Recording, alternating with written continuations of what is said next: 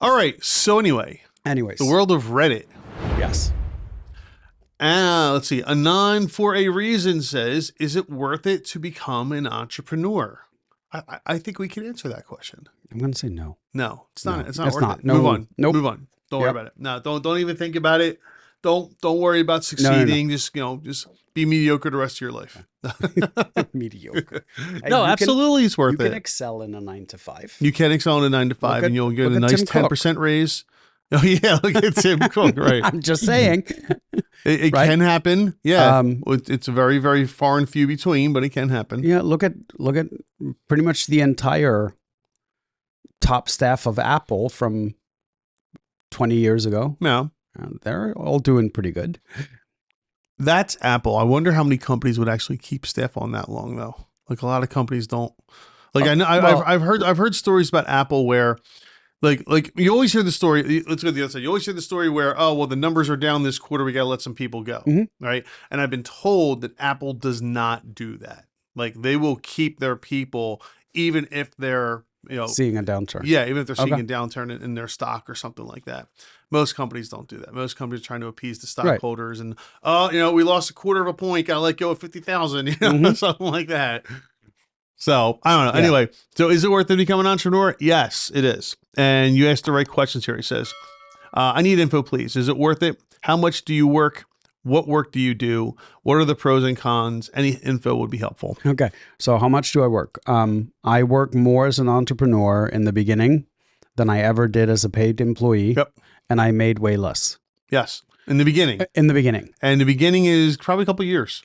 For me, it was about 2.5 years till I got to the point where I was making the kind of money I'd made as an employee. Correct. But how many hours do you have to put in weekly to do that? Would you say? Dude, I was pulling 70, 90? 60 to 80 hour weeks. Yeah. At 70, 90 to me. Yeah. A 60-hour week was like, man, I this was know. an easy week, right? Like, Look at all this free time I have. yeah, I have like an entire 6 hours on a Sunday all to myself, right?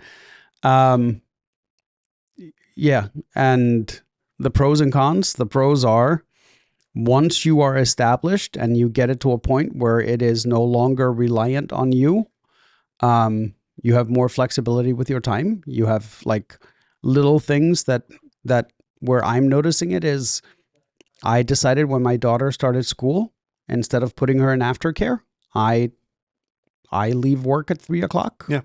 And I go home and I hang out with my daughter for an hour. Now, are there days where I have to pull up my laptop and get some work done?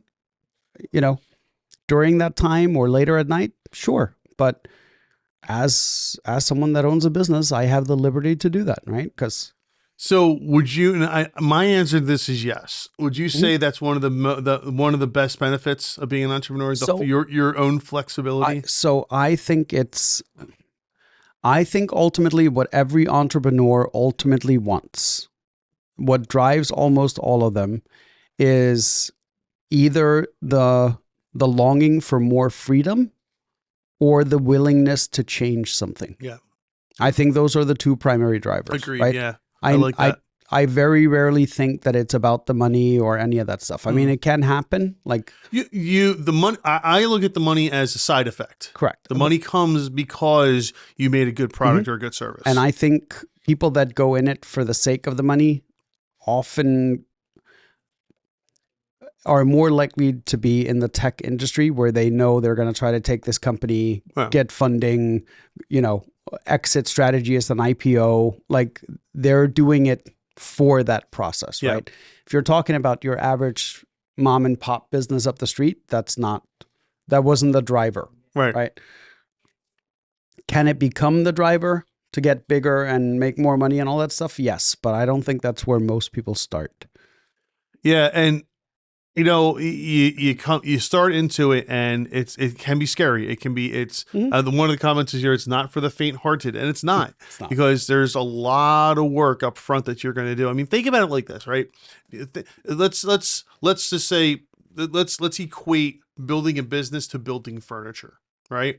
Okay. Let's say you've never built furniture before. You've never started a business before. Okay, so it's an even ground, and the first few dozen times you go out and you try to make a chair, it's going to look ridiculous. It's not going to line up. It's not going to match. But after a few dozen times of doing it over and over again, you're going to eventually figure out how to make that chair. And so the first time it took you 100 hours to make a chair, whereas after a few months or years, you can probably make a chair in a good 2 or 3 hours, right? Well, that's kind of similar with business, where when you first start out, you don't know what you're doing. You don't know anything about sales. You don't know anything about bookkeeping. You don't know anything about, customer relations and such. And I mean, you might know a little bit, but you don't know enough. So you're gonna know something about one or two things. Yeah, but not everything. Right. Yeah. Because you're doing everything. And as you grow and as you continue in business, you will start fine-tuning those skills to the point where it won't take you 6 hours to do your accounting. It'll take you half an hour or an hour to make. Even better, you're outsourcing or it. you're outsourcing. Well, right? Yes. However, I always recommend to people, when you first start, do your own books so you know how it works. Correct. You really want to know how the books work. And the reason is because someone I know fell victim to this gummy, where if you don't know what you're looking at, when you get the reports from the accountant or from the person who's doing your books, you're just like, yeah, sure, it looks good. You have no idea what's really happening. Did I ever tell you I did I think I told you this. I did a seminar to be on a board of a nonprofit. Okay. And it's like an 8 or 12 week thing. I forget what it was, right? And most of it was relatively mundane type information, right? But what was interesting was there was like maybe 15 of us. And out of the 15 of us, I knew that probably about 10 of us were business owners. And so they finally got to the week where it was reviewing financials for a nonprofit. Yeah. So they send us sample financials for a nonprofit, and I go, okay, so here's the gross, they're net, the operating expenses, blah, blah, blah. I'm like, okay, how are we going to spend an hour on this? Right? I was like, this is so basic. Lo and behold, there was probably 6 of the other business owners that were asking rudimentary questions about a financial statement. I thought you were going to go the other way. I thought there were some hidden things in there that you didn't see. No, the business owners on the cost of goods sold. And I remember, I was totally flabbergasted. I was like, these were not the people I was expecting to be asking the questions. I thought it was going to be the non-business people in the group that we're going to be asking questions. And excuse me, what's this RE stand for? Oh, that's retained earnings. Right. What's retained earnings? Now, don't get me wrong. Nonprofit books look a little bit different than your business, but not to the extent that where you should have to ask basic questions. You should know. And these are people that have been in business for a while. Yeah. And those are people that probably never done the books before. Probably. Do your books. Honestly, you're starting out, do your books. Even if you don't do your books, learn how to read financial reports, right? If you can read the reports and you know what they mean, apparently you're way ahead. Yeah, apparently. Well, no, it is important though, because if you're going to turn over your books, which are one of the most sacred things when it comes to your business, when you're going to turn that over to somebody else, you better, number one, be able to trust them. And if you can't trust them 100%, you better be able to know what you're looking at so you can tell if they're doing a good job. And if you hire a bookkeeper, make sure it's someone that isn't just doing data entry, but that actually looks at it at the end of the month and can point out basic things like, hey, did you know your revenue was down 10%? Yeah. Right? Hey, did you know your revenue was up? Did you know your cost of goods sold is up? Right? Because if your cost of goods sold keeps creeping up, that wood gets a little bit more expensive every month, and you keep selling the chair at the same price, right? You're going to end up getting to a point where your margins are no longer there. Yeah. And if you're a bookkeeper or if you aren't paying attention to it, you can get in trouble real fast. Yeah. So how much do you work? I think we answered that. What work do you do? I mean, we're kind of answering that. You're going to do everything. You're going to wear every hat in that business. Yes. You're going to be the salesperson. You're going to be the person who does the work. You're going to be the person who takes the complaints. You're going to be the person that makes sure that the shipping and everything is fulfilled. You're going to be the person that handles the bookkeeping, the bank accounts. I mean, yesterday it was like I wasn't so rushed for things. I had to run to the bank to deposit checks. Long story why I had to go, but I had to go to the bank to deposit checks. There's only 20 minutes out of my time. It's 10 minutes each way. That's 20 minutes of time that I really could have used doing something else. And here's the other thing. Like, even as you grow, right, you're going to go through these stages. Like right now I have one of my like top employees is going on vacation for 2 weeks. Yeah. Right. So we've planned ahead, and like there shouldn't be anything that comes up during those 2 weeks. But there are certain tasks that she is the only one that performs them because they're sensitive. Yep. So we don't let just anybody into it. So if that comes up during those 2 weeks, guess who's going to be filling in? Yeah. Right? Like, because there is no one else to do it. You need to know how to do it. Correct. You better be able to do it. Yeah. Yeah. That's another thing. If you have an employee that can do a job that you can't do, that's a real problem. Yep. Or if that's the case, so like I've had, and I'm not saying you have to be as good as them. No, you just have to know how to do the job. Correct, especially early on, right? Yeah. So like now we are at a stage where we're cross-training people so that even if we lose somebody, the knowledge isn't gone, right? Like, so that's a rule that I have now, is that if one person knows how to do something, there is a backup that knows how to do it. Doesn't have to be able to do it as fast or as well, but they have to be able to do it, right? At least get through it. Yep. So, but, you know, when you hire your first 2 guys or your first 2 ladies, whatever it is, you may not be able to cross-train everybody. Like, you are the person that's cross-trained. Mm-hmm. And then when you get to 6, now maybe you can start cross-training, or 8 or 10. Yeah, exactly. It's all part of the growth process and understanding, like, and I think the hardest part for a lot of entrepreneurs is letting go of things too. Oh, absolutely. It's trusting someone else to do the job. Oh, yeah, of course. We talked about that before. That's the founder syndrome. Yeah. That's where the founder of a company just cannot let go of control and trust that somebody else is going to do a good job for them. And same thing, like when you hand over a responsibility that used to be yours, I have like the 75% rule, where if someone does it at 75% the level I used to do that's good enough. Yeah. That's good enough. Yeah. Right. So it may take them longer to do it. So just because it took me 6 hours doesn't mean it's going to take them 6. It could take them 8. Actually, that's a great point too, especially for someone like this who's asking about becoming an entrepreneur. Do not, under any circumstances, expect that your employees will work as hard as you do. They won't. It's not their company. It's your company.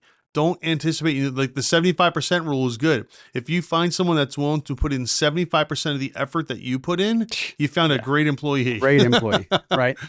You really have. It's funny because I was listening to Steve Jobs. Funny enough, by sheer coincidence, I brought up Apple earlier. But he always said, or I didn't always, it was one of the things he said, is his talent, ultimately his talent wasn't his ability to do what he did as far as like the technology. Sure. He said, my ability was being able to go out and find the A players. And he's like, and then I would bring on A players. And what he discovered is, if you bring a bunch of A players and you put them all in the same room, they're not used to working primarily with A players. They're used to working with a team of A, B, C, and F players, right? He's like, so it was fascinating to see the shift that happens when you bring in all A players, because they attract more A players. Like, they go out and they start finding more people they think would be helpful. Interesting. So I like that. So that's why I always say, like, once you get to a point where you're hiring and firing people, I'm quick to hire and I'm quick to fire. Yeah. Right. Like, I'm willing to give you a chance, but if we find out a month into it that you're a D player with no chance of becoming an A player, you're not staying. That's what Gary Vaynerchuk says. He says, you don't have to be good at hiring. You have to be good at firing, which is absolutely right. Correct. I don't know a lot of people that can do it the Steve Jobs method, where you can identify the A players right away and bring them in. That's got to be really hard. But I think for him, it wasn't that he identified them right away. I think he did extensive research to find the A players. Okay. Right. So like, I forget who I was listening to that said this, right? So if you bring someone in and you interview them, right? And then you ask, okay, so if I wasn't hiring you and I needed someone that you look up to, who would it be? Gotcha. Right. And they give you a name. Right. Find that person, call them, right? And be like, hey, listen, I'm looking to hire someone for a position. Your name was brought up. But if you don't work out, who would be the guy you would hire if you could? And they'll normally give you a name, right? And he's like, if you do this, start with like 4 or 6 people. Yep. He's like, you would be surprised how often you end up with the same 3 names. Really? Yeah. That's and he's cool. like, now I know who the A players are. Now all I have to do is figure out what makes them tick and how do I get them. Wow. And I was like, that's actually a brilliant strategy, that is a right? great strategy. If you think about it, like if you needed a roofer and you called a roofer and you're like, yeah, I'm not sure, but like, if I didn't hire you, who would be the next best? Yeah, and roofer? a lot of people would think, they would never give you that answer. You know what? They would. They would. I think they would. Yes. Right? Like I've said it a million times. Like people call me all the time and go, hey, can you do an AdWords campaign for me?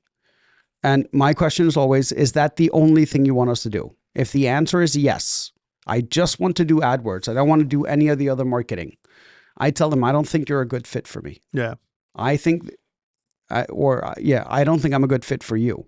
Because if we're only running your AdWords, that's not how we're built. We're built to deliver omni-channel campaigns, right? Yeah.